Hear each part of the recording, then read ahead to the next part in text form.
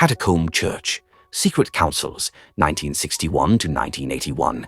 But come ye unto Mount Zion, and unto the city of the living God, the heavenly Jerusalem, and to the innumerable hosts of angels, and to the solemnity and church of the firstborn, which are written in heaven, and to God the judge of all, and to the Spirit of the just, and to Jesus the mediator of the new covenant, and to the blood of sprinkling, which speaketh better things than that of Abel. Hebrews 12:22-24. As is known in various articles, more or less concerning the existence of the Catacomb Church, a strange idea has been formed that the church life of the ROC since the 1950s and even earlier has acquired an unorganized, completely anarchic character when the existence of any interconnected hierarchy and, especially, its holding of secret councils was questioned. However, we will disappoint all who assume such a thing because this is far from true. St. Nikolsky Cathedral, 1961. The most famous and authoritative of all the secret councils convened after 1948 was, of course, the so-called Nikolsky Council of 1961. But unfortunately, to this day, not only is the full composition of its documents unknown, but we do not even have the text of all the rules adopted at it. The materials concerning the Nikolsky Council that interest us are in the fourth folder, sheets 505, 984, of the third Novosilovsky archive. As far as we know, the condition of much more than half of the papers is very poor, and they are almost illegible. It can be assumed that the entire codex of documents of the Nikolsky Council consists of pre-council correspondence of the bishops and communities of the Orthodox Christian Orthodox Church on various topics, transcript of the meetings of the council and the canons he adopted. The Secret Council of 1961 took place in the very unpleasant atmosphere of Khrushchev's anti-religious campaign. It was at this time that Soviet legislative acts were adopted, directed against the IPC, according to which, in particular, catacomb dwellers were to be subjected to repression for failure to comply with the legislation on cults, for illegal, unauthorized religious meetings, for the absence of a passport, for vagrancy, pilgrimage and lack of registration, for parasitism, refusal to work for state institutions, including on collective farms. In addition, the IPC itself was included in the list of prohibited religious organizations. Moreover, it is known that they decided to hold the council back in 1958, but they could not carry out this intention for various reasons. First of all, because of the unwillingness of the bishops to change even a little the conditions of their own conspiracy. But for 2.5 years, there was an active correspondence from which the most exciting topics emerged, requiring no further delay. Finally, it was decided to hold the council in January 1961 in an unknown location. When almost all the bishops gave their consent, the council was cancelled, as doubts arose about the reliability of the venue. In the spring, approximately at the end of April, beginning of May, the council could have already convened, but it was postponed again, as this time the vigilant catacomb dwellers had completely groundless suspicions that a KGB agent had been planted among the council organizers. This is confirmed in the book of schema monk Epiphanius Chernov, who knew that this agent was an inspector for control over the atheistic activities of the clergy of the USSR under the Central Committee of the CPSU, who simultaneously collected various kinds of operational information about the Rock Corps. His name was Yevgeny Nikolaevich Klimov, and he carried out his service under the guise of a priest. According to his data, cited in the book of Far Epiphanius, 52 million people go to the Soviet Church, and the secret or catacomb church comprises 48 million people. He did not explain how these figures were obtained and what is meant by the catacomb church. Further, Far Epiphanius conveys the following words of this inspector, spoken by him at a closed meeting. Speaking about this church, and Klimov mentioned the secret council of the catacombists. We learned about the place and time of the council in advance. We got 2 tickets for it.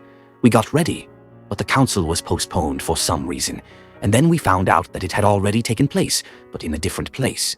And we couldn't get to it. He called the catacomb church enemy number 1 of the Soviet state.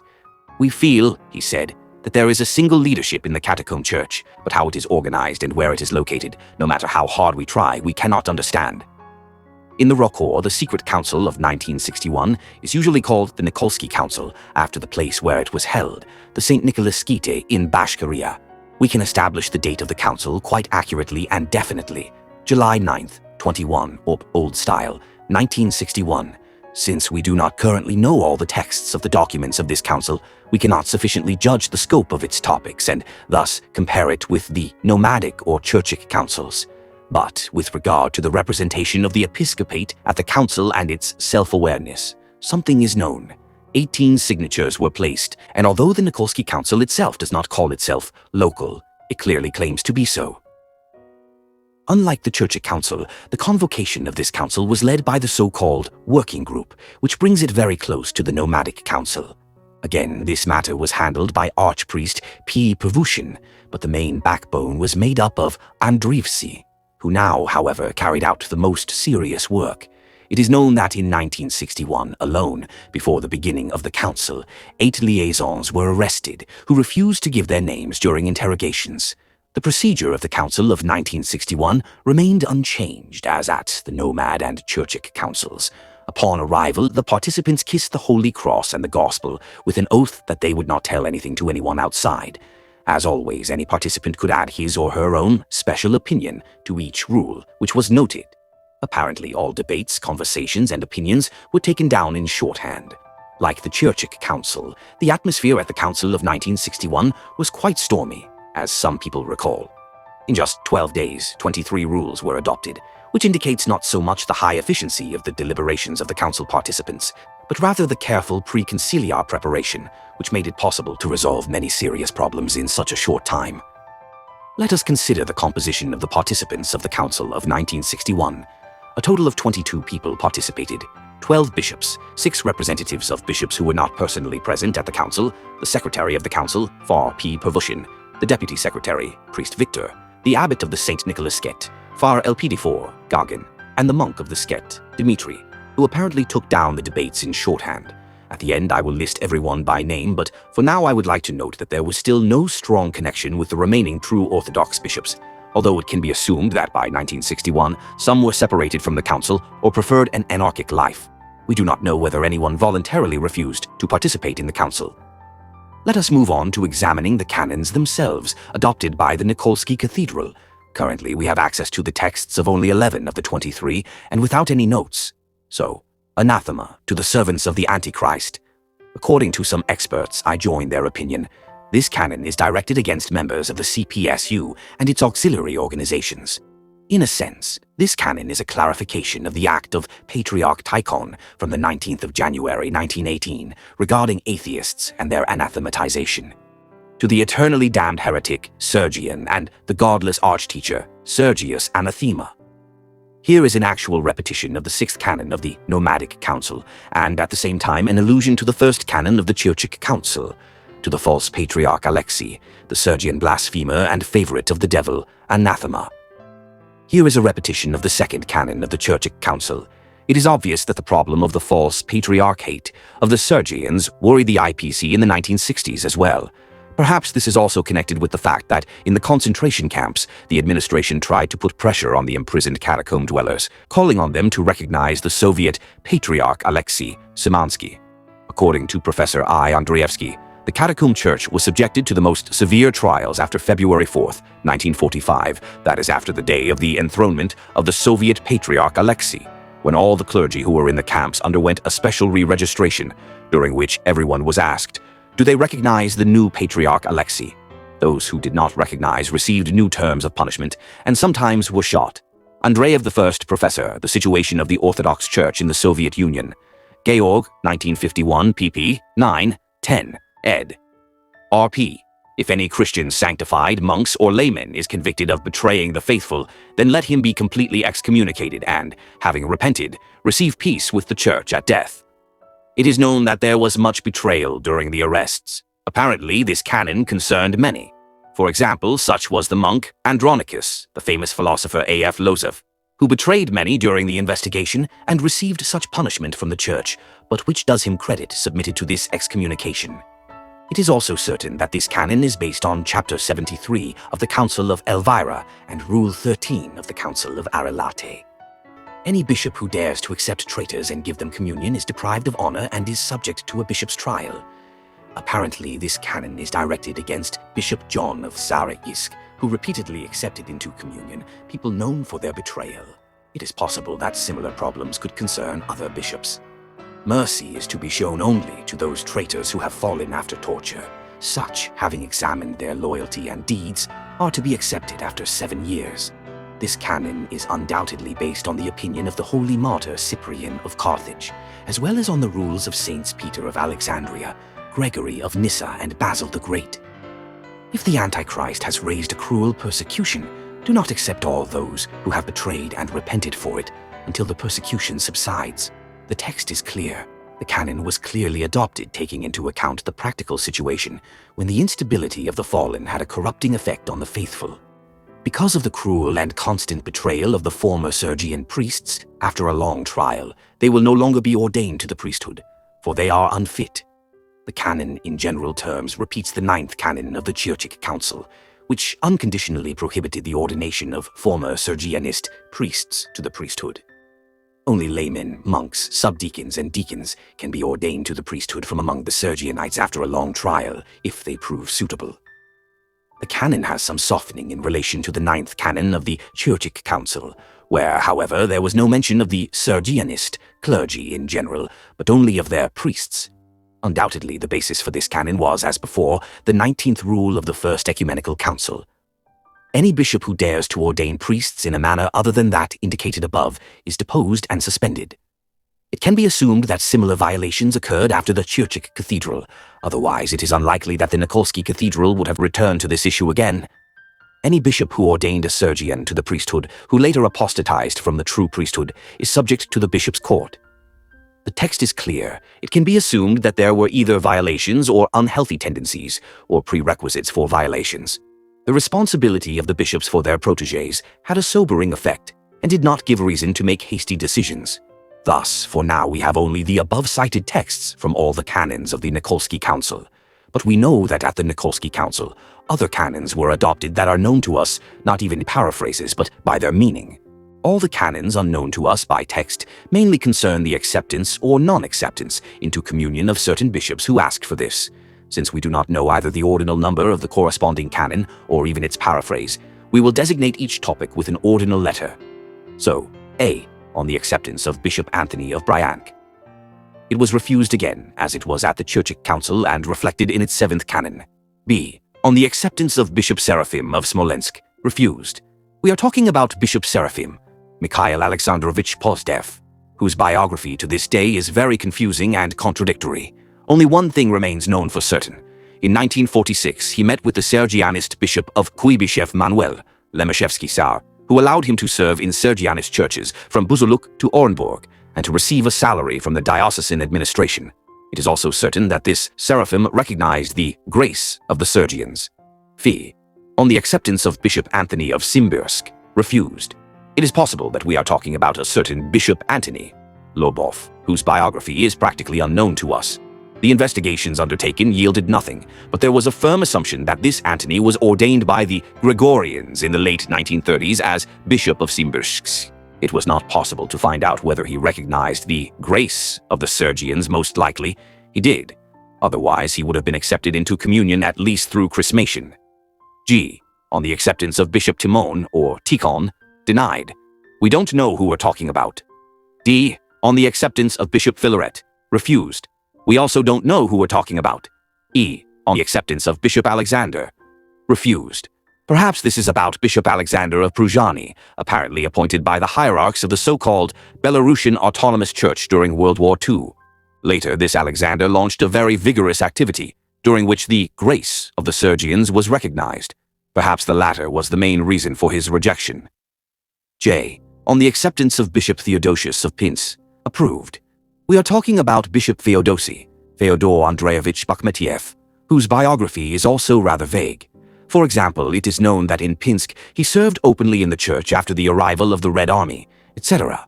From a canonical point of view, his ordination is questionable. However, he clearly did not recognize the grace of the Sergians, which was the reason for his acceptance.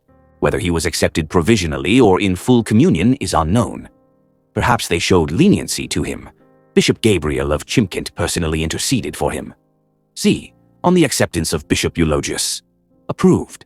We don't know who we're talking about. I, on the acceptance of Bishop Avdi, approved. We are talking about the Josephite nominee of 1930. It is known that Bishop Modest Vasilkov sharply protested against his acceptance, but Bishop Roman Rupert held the opposite view. According to the recollections of contemporaries, the question of Bishop Avdi was raised at the council because he was accused of treason during the investigation. Apparently, the accusations were not confirmed, but by that time Bishop Avdi had been out of communion for about 4 years. Let us finally return to the question of who exactly signed the canons of the Nikolsky Council of 1961.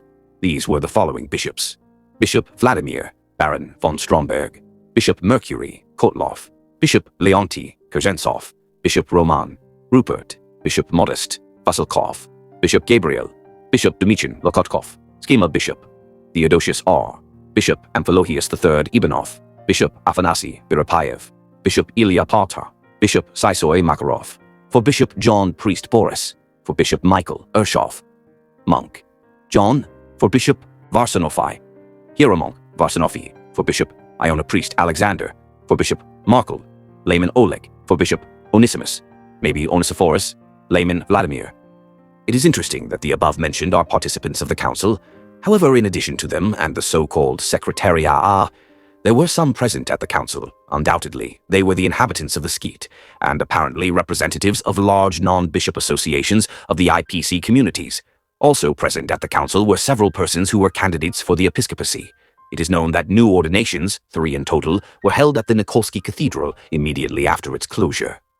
What was the opinion about the canons and authority of the secret Nikolsky Council of 1961 after? Although today we do not have all of its documents, we still know that none of those who signed the canons violated them. However, this opinion is based on oral tradition, but whether this is documented is unclear to us. Thus, the authority of the council was very high. Let's draw some conclusions.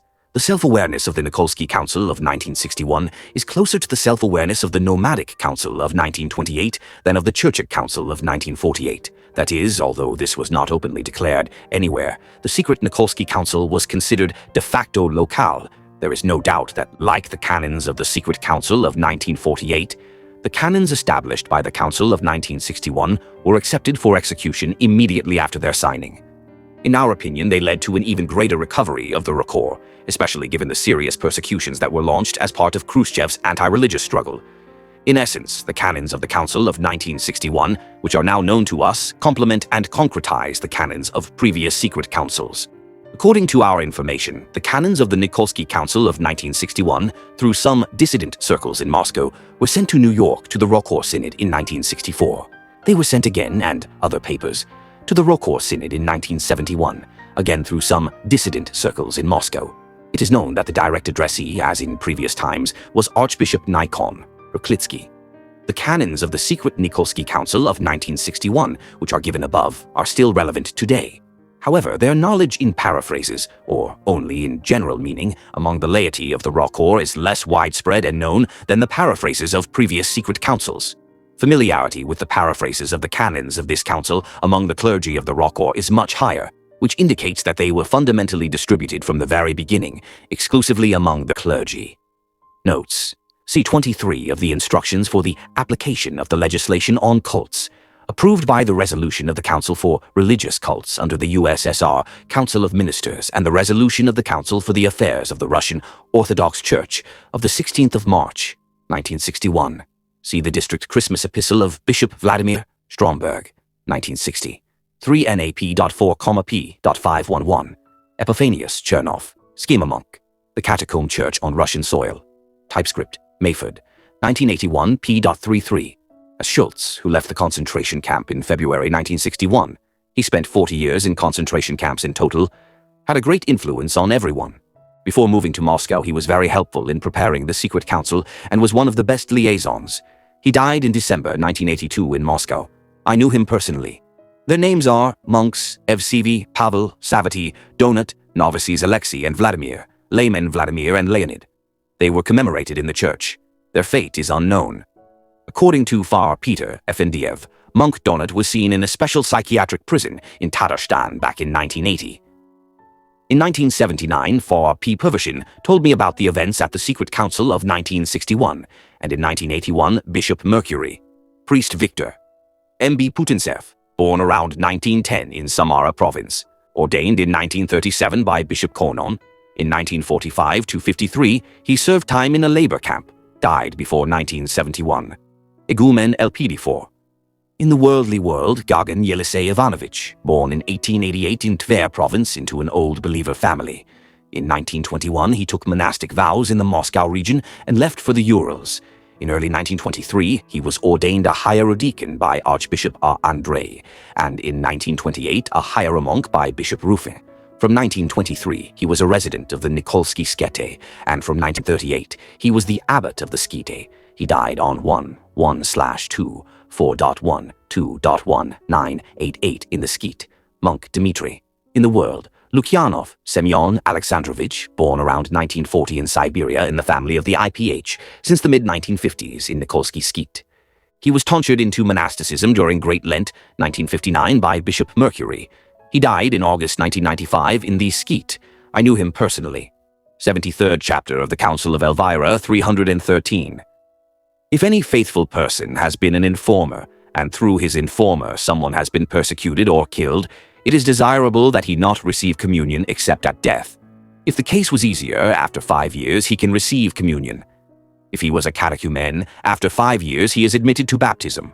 The 13th canon of the Council of Arlate 314, concerning those who are said to have given out the Holy Scriptures, or the vessels of the Lord, or the names of their brothers. It has pleased us that any of them who is convicted by public acts, and not by naked words, be removed from the rank of the clergy. And if it is discovered that they have ordained anyone, and concerning those whom they ordained, the case is dismissed, so that their ordination will not harm them. For the texts, see Acta Conciliorum, Thomas I, Parisius, 1715. Kenyon, one of St. Peter of Alexandria.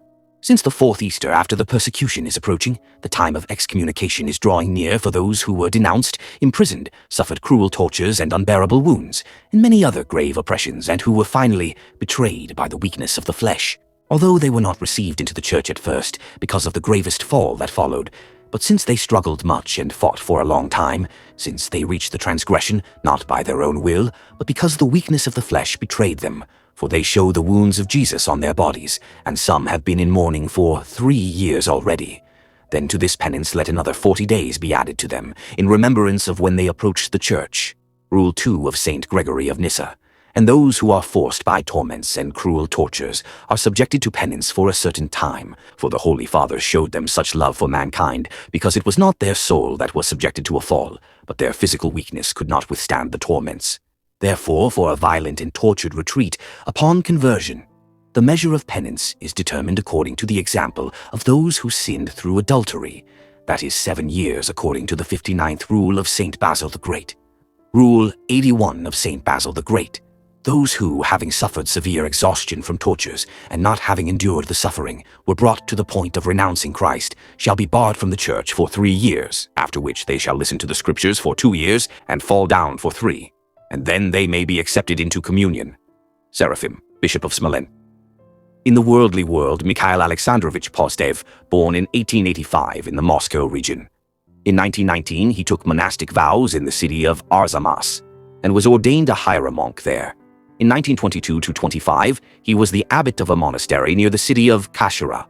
In the spring of 1925, Patriarch and someone else ordained him in Moscow as a vicar of the Smolensk diocese. In May 1925, he was arrested and exiled to Siberia. He lived in Novosibirsk. He did not reveal his relation to the declaration of Metropolitan Sergius. In 1932, he accepted the declaration and again served in the Moscow region. In 1937-44, he was imprisoned. 3 NAPE 40P 1, 97. However, according to other sources, he is Mikhail Alexeyevich Pozdev, born in 1887 in the village of Debesky district, Udmurt, SSR. In 1904-09, he lived in a monastery near the town of Osa. From 1909, he served as a psalm reader at the chapel in the village of Posad, Perm region. In the fall of 1928, he was arrested in the town of Kungur and sentenced to 5 years in a labor camp.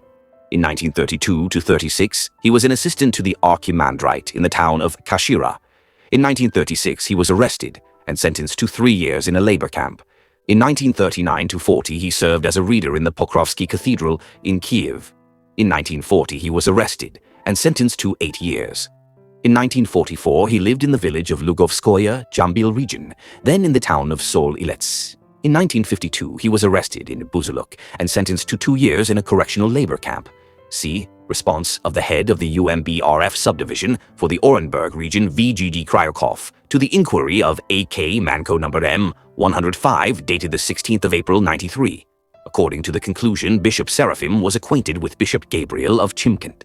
He took the schema with the name Anthony. In 1965, together with Bishop Alexander Pruzhansky, he consecrated a certain Alphay as bishop, from whom the branch of the Alphayites originated.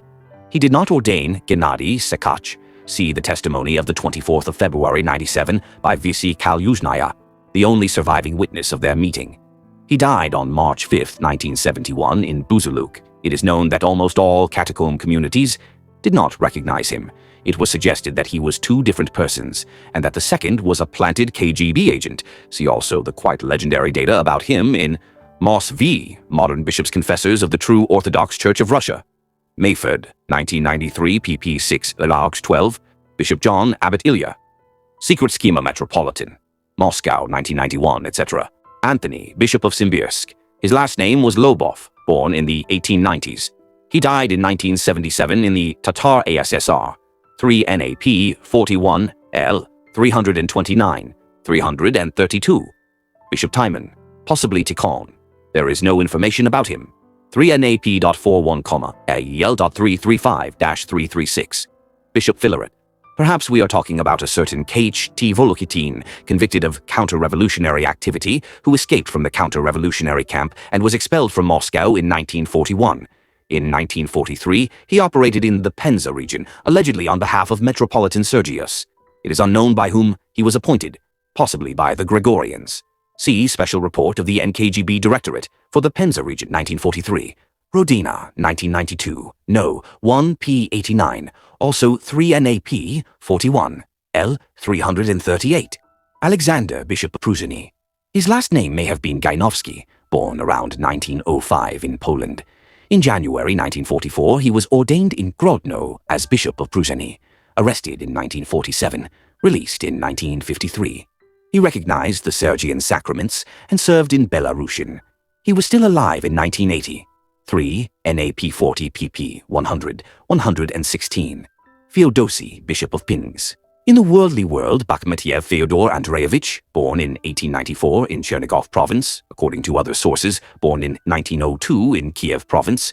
In 1916, he went to the Kiev-Pechersk Lavra, until 1918 caretaker of the near caves.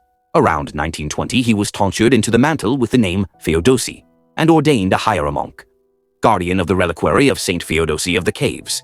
In 1922, he was arrested for resisting the opening of relics and the confiscation of church valuables. In 1928, he was arrested, Belboltlag. In 1941, abbot of the Belchansky Monastery.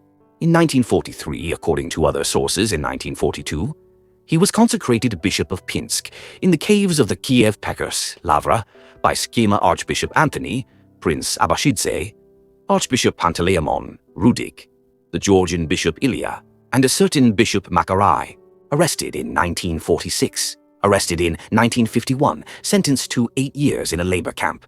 In 1960, he was resettled in the city of Yeniseisk. He died from beatings in the village of Toshnevo on March 28, 1986. Calling him Metropolitan or Archbishop is incorrect. 3 NAP 41 pp 266, 328. Leonti, Bishop of Kyakhta. In the world, Lazar Vasilyevich Kurzentsov, born around 1891 into a family of chapel dwellers in Transbaikalia. In 1906, he went to a skete. In 1910, he was tonsured into the mantle. In 1921, he moved to Kyakhta, since his skete was destroyed by the Red Army. In 1925, in Central Asia, he was ordained a hieromonk by Archbishop Andrei. In 1936, he was ordained by Bishop Rufin and Bishop Clement Loganov as the Bishop of Kyakhta. He died in 1967. However, in 1979, there was a rumor that he was alive. The rumor was not confirmed. 3 NAP.8,P.702, P.23, P.216-255. Gavriel, Bishop of Chimkent, in the world John, surname unknown, born around 1885. He took monastic vows and then priesthood before 1914. He was a frontline priest. From 1917 to 1923, he lived in Optina Pustin. In 1923, he was exiled to Central Asia. In 1932, he was ordained Bishop of Chimkent by Metropolitan Joseph and someone else. In 1937, he was arrested and sentenced to 10 years in a labor camp. In 1947, he was arrested and sentenced to 10 years in a labor camp. In 1947, he was arrested and sentenced to 10 years in a labor camp. From 1954, he lived in the North Caucasus and Central Asia. He died in the summer of 1971 in the city of Kropotkin, Krasnodar Territory. 2 NAP 12P 362, 3 NAP 39L 221, 274. Theodosi, Schema Bishop of Abakan, surname unknown, born around 1895 near Abakan in a family of chapel dwellers. From 1917, he lived in a skete. In 1926, he moved to Bashkiria, took monastic vows with the name Theodore from Bishop Avakum, Borovkov. In 1928, he was ordained a hierodeacon by Bishop Avakum and a hieromonk by Bishop Job, Grekishkin. In 1930, he was ordained as Bishop of Abakan by Bishop Vladimir, Bishop Simon Rachmanov, and Bishop Rufin. He took the schema with the name Theodosius in 1958, but at the request of other bishops, he did not step down from governing the diocese. Friend of Bishop Mercury, he died on the 19th of March 1984 in Khakassia, 3 NAP.3, Comol.486-491, P.22, L.1-108. I knew him personally, Bishop Athanasius. His last name was Vyripaev, according to some sources, Avksentij Parfenyevich, born around 1900. Where and when he took monastic vows is unknown.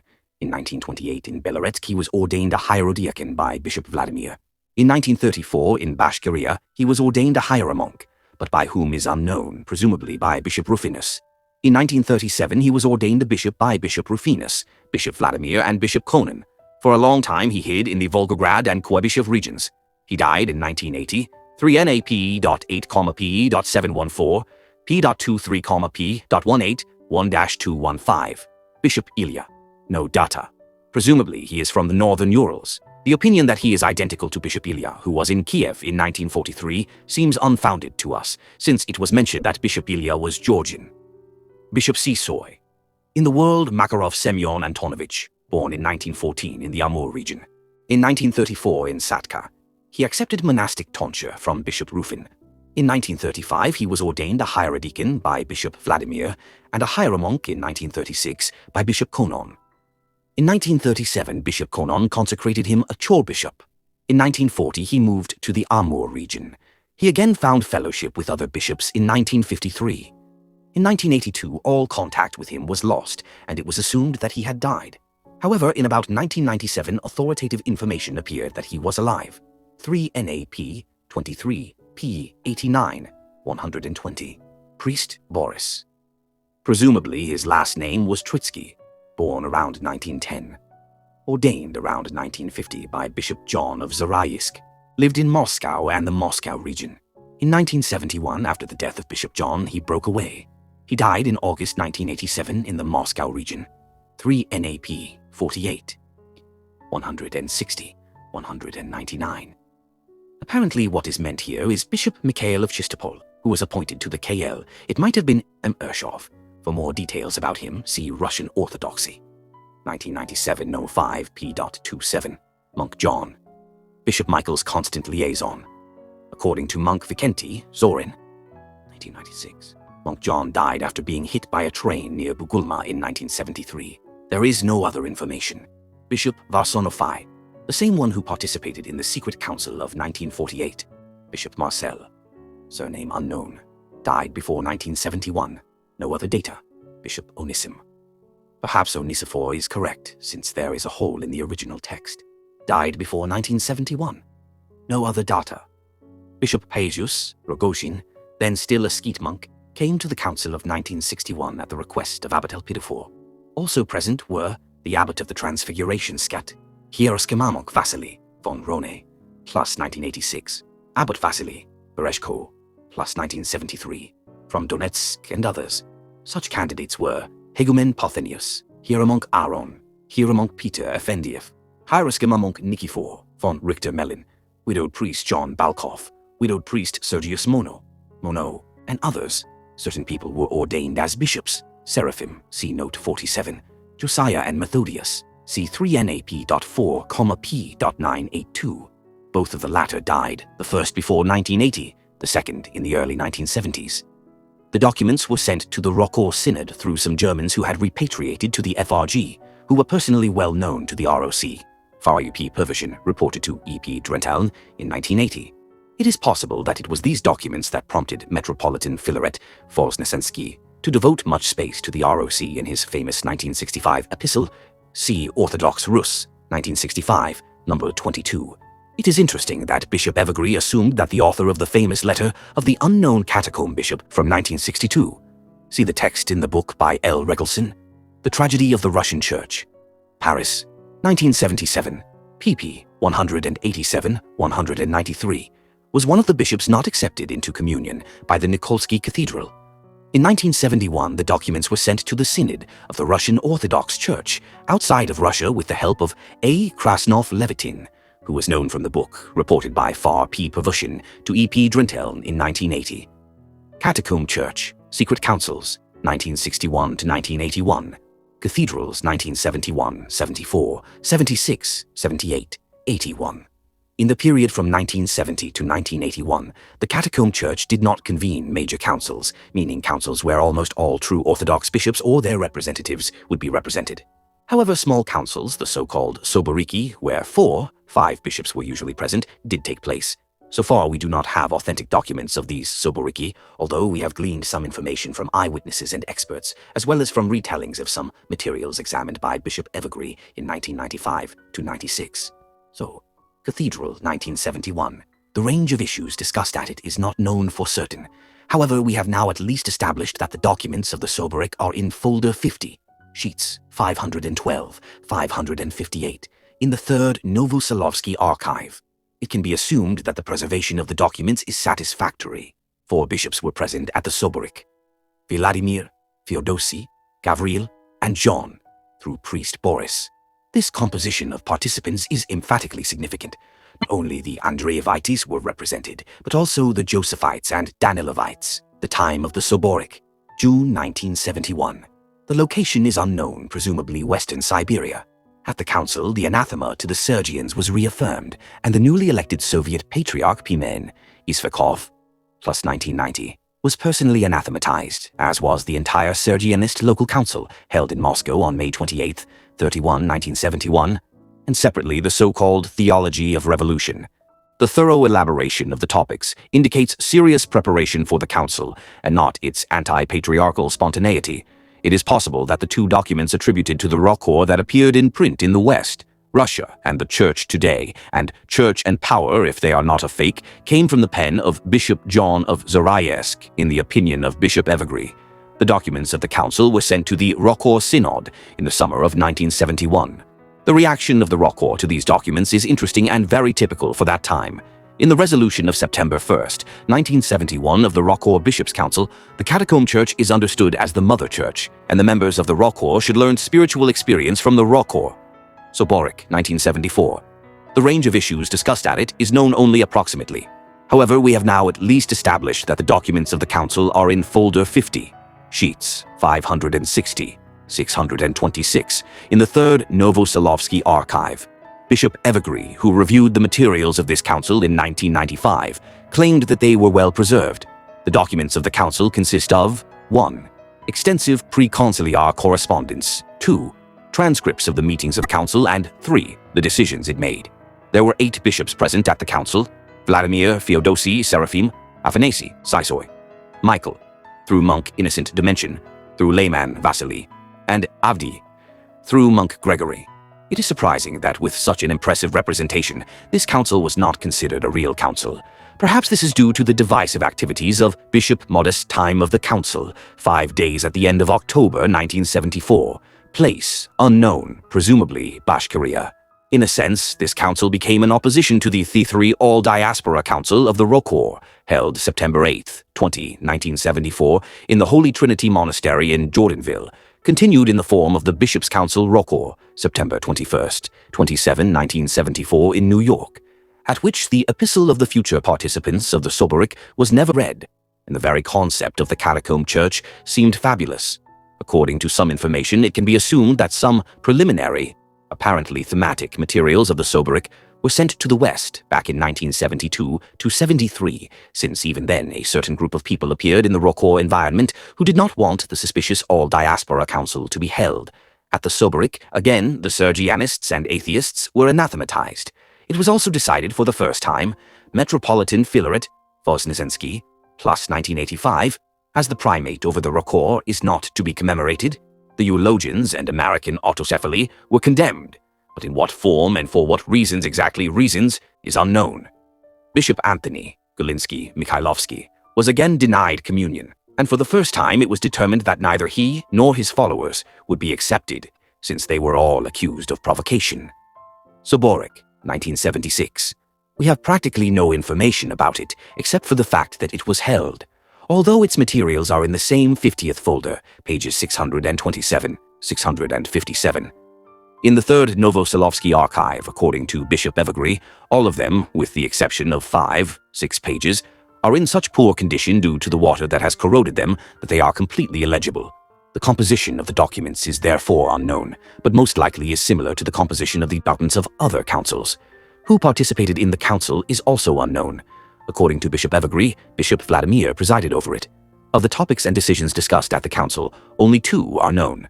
The refusal to reordain 5 clergy of the deceased Bishop Anthony Galinsky Mikhailovsky, and the anathematization of the heresy of ecumenism. The text, unfortunately, is missing. Soboric, 1978.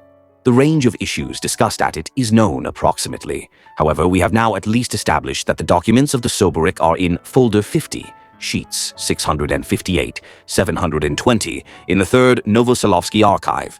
Bishop Evergrey, who reviewed the materials of this Soboric in 1995, claimed that their preservation was satisfactory, although there are several serious gaps in the texts. The documents of the Soboric consist of 1. Extensive pre-conciliar correspondence, 2. The so-called special documents, 3. Transcripts of the meetings of the Soboric, and 4. The decisions it made. 5 bishops were present at the Soboric: Vladimir, Mercury, Theodosi, through Deacon Meletius, Procor, through Novice Alexy, and Josiah through Hieromonk Paul. Time of the council, 5 days in early October 1978. Location unknown. An important reason for convening this council was the resolution of the Archbishop's Synod of the Rocourt of November 24th, December 7th, 1977, on accepting the clergy of Bishop Anthony Galinsky Mikhailovsky under its jurisdiction and sending the holy gifts and holy myrrh to the so-called Sekachevites in the spring of 1978, with permission to commemorate the name of the first hierarch of the Rocourt during divine services. The council sent a message to the Synod of the Rocourt, demanding an explanation for its actions as well as its contradictory attitude toward the MP. Apparently, the question in this case was about the patriarchal dissidents beloved by the Rocourt, such as Dudko and Yakunin. The documents of the Soboric, together with the epistle, were forwarded to the Rocourt Synod through some Frenchwoman. Also at the Soboric, the so-called special documents were examined. That is, various materials presented by Gennady, Arsikach, and the Sekachevites about themselves. As before, the answer was negative. However, leniency was made with regard to 7 clergy of the late Bishop Anthony Galinsky. They were received through the anointing of chrism. Apparently, as before, there were anathematizations against the atheists, the Sergianists, and apparently the ecumenists. Soboric, 1981. The range of issues discussed at it is known approximately. However, we have now at least established that the documents of this council are in Folder 50, sheets 723, 829, in the third Novoselovsky archive. Bishop Evergrey, who reviewed the materials of this council in 1995, claimed that, with the exception of the last 35 sheets, their preservation was quite satisfactory. The documents consist of 1. Very extensive pre-council correspondence, 2. Subject documents, 3. Transcripts of the meetings of the council, and 4. The decisions made at it. 5 bishops were present at the council: Vladimir, Mercury, Theodosi, Amphilochi, and Sisoi. Time of this council, 10 days after Easter, 1981. Place, Bashkiria, but not in the Nikolsky Skeet. The main function of this council was the preliminary consideration of cases by the spiritual court. In the end, after 8 years of uncertainty, lists of anarchist bishops and clergy were compiled, subject to the spiritual court for their self-will. We have the following list of anarchist bishops: Seraphim, Nicola, Procor, Joseph Prokopi, Anthony, Filaret, Luca, At the council, anathematizations of atheists, Sergians, Sophians, ecumenists, and personally of Patriarch Paimon took place. Also at the council, decisions were made against the Secuchevites and Alphaevites, and separately about Lazar Zhurbenko, with whom it was forbidden to enter into any contact, since he had already been exposed by many as a KGB agent and provocateur. In fact, it is precisely with this that the special package of so-called subject documents is connected. Firstly, they contain a request from the Secretary of the Chancery of the Synod of the Russian Orthodox Church outside of Russia, Bishop Gregory, or Grub, regarding various false catacomb formations that were reaching out to the synod abroad through various channels.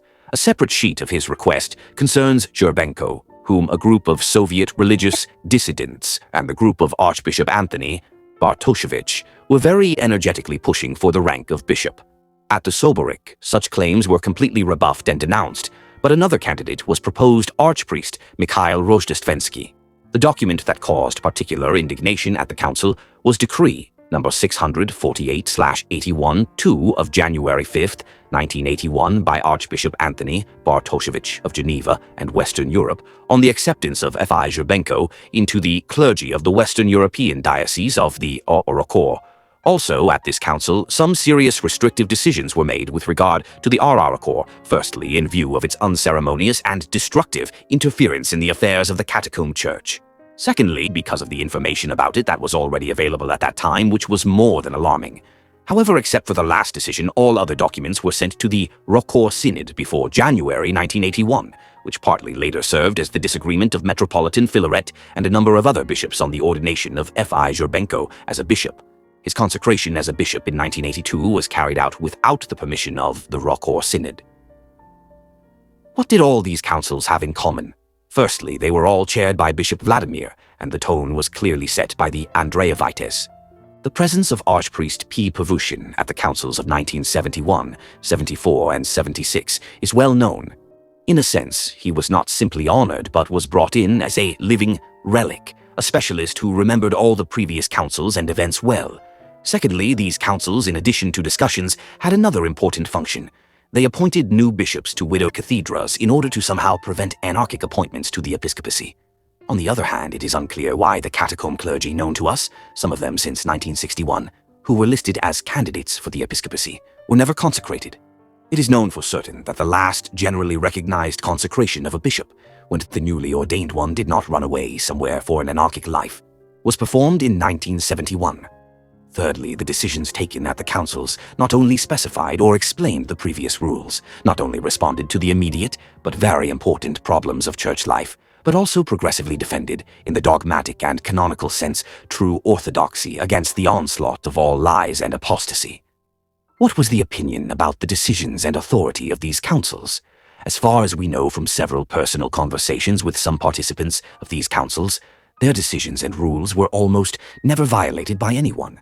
But none of the councils had such authority as the Nomadic or Chirchik councils, which is why the problem with the anarchic actions of both bishops and clergy was constantly growing, and this process itself was practically uncontrollable.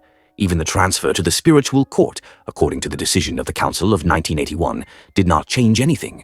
That is, there is a certain contradiction between the acceptance of dogmatic and canonical decisions of the councils and questioning their authority in relation to themselves. Let's draw some conclusions. Tolkisau, unlike the previous secret councils of 1928, 48, and 61, which actually understood themselves as local councils, the self-awareness of these soboriki, that is, minor councils, which, incidentally, is evident from their very name, was completely different. Their self-awareness was that of extraordinary councils. It is also certain that, not being permanently acting bodies, they cannot have an analogy with synods in the modern sense of the word. However, we find something approaching the concept of soboriki in the fact of the periodic holding in the Middle Ages in Constantinople of the so-called Councils of the Coming, Synodoiendumus. This comparison seems to us the most appropriate. As stated above, undoubtedly, the dogmatic and canonical rules of the councils were unambiguously accepted for implementation, although they were not able to break the strong anarchic tendency in the church life of the Rokor. All decisions of the councils, maybe except for the anti-foreign ones of 1981, were constantly sent to the synod of the Rokor, and in general there was continuous communication with it. So the modern assertions of the Rockor about the allegedly unknown to it episcopate and clergy, not to mention the councils of the Catacomb Church, seem to us to be a propaganda lie necessary for deepening the integration processes with the MP and planting its lawless hierarchy on the territory of the former USSR. Since all the information about the Rockor was sent first to Archbishop Nikon, Raklitsky, and then to Bishop Gregory, Grab, and was considered top secret, it is possible that the latter could have given it out in large doses to the rest of the Rockor bishops, in whom he had little trust, since the 1950s there had been numerous accusations of various Rockor bishops collaborating with the Soviet special services. All the rules of all the councils, which are known among the ROC only in paraphrases or in meaning, are relevant for the Catacomb Church to this day. Notes: Bishop Theodosi, who is being discussed here, is definitely Schema Bishop Theodosi of Abakan, plus 1984. Unfortunately, confusion arose since A. Krasnov-Levitin was actively spreading strange opinions that the head of the Rockor is a certain Metropolitan Theodosi. See his interview in Ruskaya Mysl from 5.1.2.1974, p. 5. This misconception may come from confusing Schema Bishop Theodosi with Bishop Theodosi, Bakhmetiev, plus 1986, whose cleric fight Alexander Shabalnik, plus 1996. A. Krasnov-Levitin was slightly acquainted with and met several times. The confusion became even greater when the Sekachev schematist, Theodosi Gumenikov, who lived in the Stavropol region, began to be mixed up with these two. Apparently, Bishop Gabriel was at the Soberik in person and died only upon returning to the Krasnodar region. Priest Boris's signature for Bishop John is puzzling, since there is information that he died in 1970, or at most in the spring of 1971. However, it is unlikely that Priest Boris committed forgery. The latter's actions are explained by the fact that either Bishop John was still alive in July, or that, knowing the topics of discussion in advance, he gave Priest Boris the right to sign even in the event of his death. As soon as it became known that after the death of the Soviet Patriarch Alexy Samansky, the Sergians would hold a certain council, it was decided to hold their own, opposite to that, Soborik. The analysis of the heresy of theology of revolution from a theological point of view was done by 4P Pavushin and Shema Hieromonk Vasily Rone, who read reports on this topic at the Soberik. See Free Word, 1972, No. 6, pp. 67, 92, Monk Innocent, Bolishev. If the date of death of M.V. Yershov is accurate and he was Bishop Mikhail of Chistopol, then, apparently, he gave his posthumous right to sign the decisions of the council, having preliminary data on its topics. The so-called Enenchuknov case is connected with this. Resolution number 1 of the chairman of the Archbishop's Synod, Metropolitan Filaret from 24.8, 7.9, 1973 in particular, stated, he is also trying to plot against the Synod of Bishops, calling for opposition to the convocation of the Council of 1974, slandering the Synod and even going so far as to make the absurd proposal to create a foreign catacomb council in conditions where there is complete freedom and no one needs catacombs. It seems to us that the condemnation of the eulogians and autocephalists was carried out as an action contrary to the decisions of the Third All-Diaspora Council, aimed at steps towards a dubious reconciliation with the eulogians and autocephalists. According to some sources, it is known that the text of the Anathemas on ecumenism, adopted by the Archbishop's Council of the Russian Orthodox Church outside of Russia in August 1983, was composed in the Transfiguration Monastery in Boston. However, in view of the fact that the anathema on ecumenism was adopted by the Council of 1976, it is possible that the Russian Orthodox Church outside of Russia used precisely its text, passing it off as its own and without indicating the authors. According to available information, this decision to accept the clergy of Bishop Anthony Golinsky through chrismation was not actually carried out. They were almost always accepted through confession. Bishop Seraphim, surname unknown in the world, Sergius, born in 1903, from childhood visited Optina Pustin. He was tonsured a monk in 1922 by Elder Anatoly and ordained a hieromonk before 1927. He was a member of the Josephite group. In 1938-41, he pastored communities in the Mozaisk region, arrested in the 1940s, released in the late 1950s, and immediately settled in the Kaluga region. In 1978, he fell into anarchism. The information given in the book Russia's Catacomb Saints on pp. 299, 302 about him is quite accurate, but then p. 500, 501. Apparently, he is often confused with Seraphim, Pazdev. Back in 1984, I heard about him as if he were alive. Bishop Nicola, Surname unknown. Apparently, he was appointed in the Orenburg region. No other data. Bishop Prochor. Surname unknown, no data. Bishop Joseph. Surname unknown. Apparently, he was appointed in the Mari SSR. He died around 1985. No other data. Bishop Prokopai. Surname unknown. Born in 1909 in the Stavropol region. It is known that before his death in 1982, he was received into communion by Bishop Mercury. No other data. Bishop Anthony. Perhaps we are talking about Alexander Andreevich Chernov, born in 1908 in the land of the Don Host. He emigrated abroad with his parents in 1920, lived in France and Bulgaria. Spiritual son of Archbishop Feofan, Bystrov B. Poltava. Studied at the theological faculty of Sofia University. In 1944, he was arrested in Bulgaria as a member of the NTS. Served his sentence in Karlag and Spasklag, where he became acquainted with the IPH. After his release in 1956, he went underground. In the late 1960s, he took monastic vows with the name Anthony in Kiev. Arrested in 1976. In 1978, as a non-Soviet subject, he was expelled from the USSR to Switzerland, lived in France and England since 1980 in the jurisdiction of the Matthew Synod. Took the schema with the name Epiphanius. In 1990, he came to the USSR, where he re-established ties with the IPH communities he knew. Lived in Zheleznovodsk, died on February 11, 1994. Bishop Filaret. Surname unknown, no data. Apparently, this Filaret is not at all identical to the Filaret who was denied communion by the Council of 1961. Bishop Luca. Surname unknown. Born around 1900 in an Old Believer family. Appointed in Primoria. Died in the summer of 1984. The text of the anathema against Sophianism is unknown to us, as is the anti-Sophian theological works that formed its basis. These could have been the works of Bishop John Maximovich and Bishop Seraphim Sobolev, who belonged to the Russian Orthodox Church outside of Russia, or the book by Varalosky, The Debate on Sophia, published in Paris in 1930, who belonged to the Moscow Patriarchate. Perhaps the participants of the council, having familiarized themselves with all the above-mentioned works, which we know for sure, developed their own theological formulations on this issue. This anathema is also connected with the fact that in the early 1970s, fascination with Sophianism appeared among the Catacomb youth.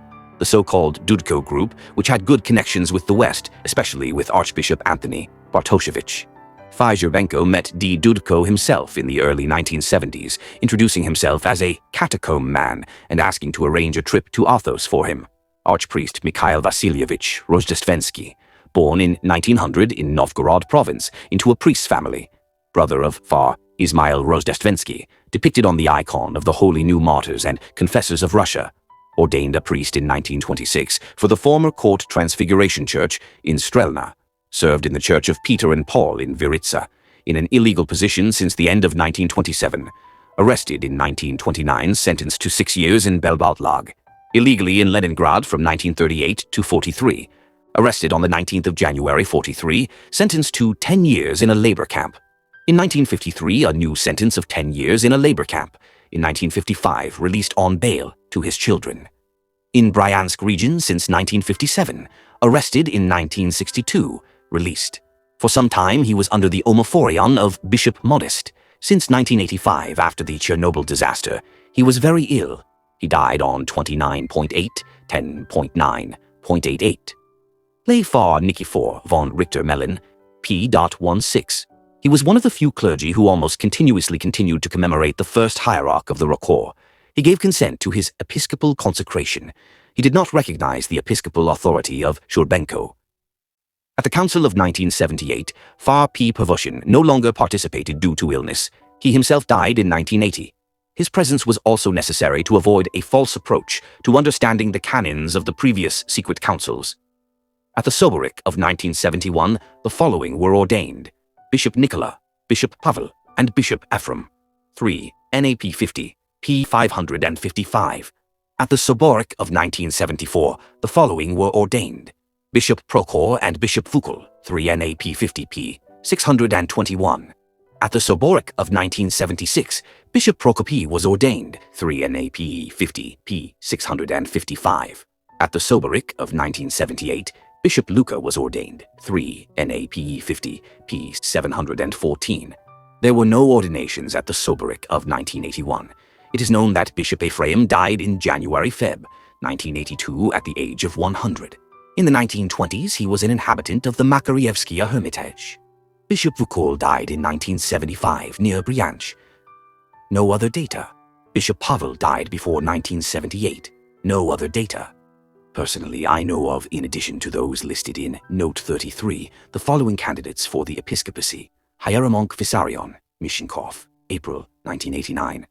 Hieromonk Glikary, Tatarenkov or Tatarintsev, December 19, 1988. Hegemen Feunost, Baron von Stackelberg, 1988. Widowed priest, Diomid, January 1981.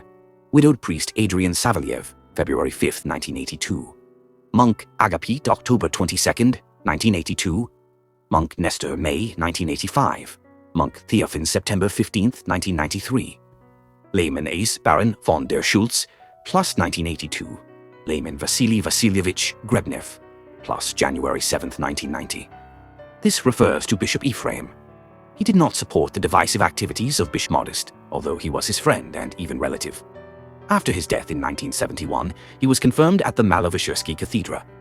LA Fiar Nikifor P.1 4, pp.201-227. The author knows of some people who helped to establish this connection. Bishop Gregory Grab himself acknowledged its continuity. During the stay of the Synod of Bishops of the Russian Orthodox Church abroad in Germany, he repeatedly received information that some of the bishops who disagreed with the Sergianists continued to exist in secret in Russia. Information about such bishops and a number of clergymen was received by the Synod of Bishops in America until very recently, but was never published anywhere, so as not to somehow put KGB agents on their trail. Gregory Grab Bishop, The Russian Church in the Face of Dominant Evil, Jordanville, 1991, p. 163, 7/20 November 1997, St. New Martyr Joseph, Metropolitan of Petrograd, Moscow.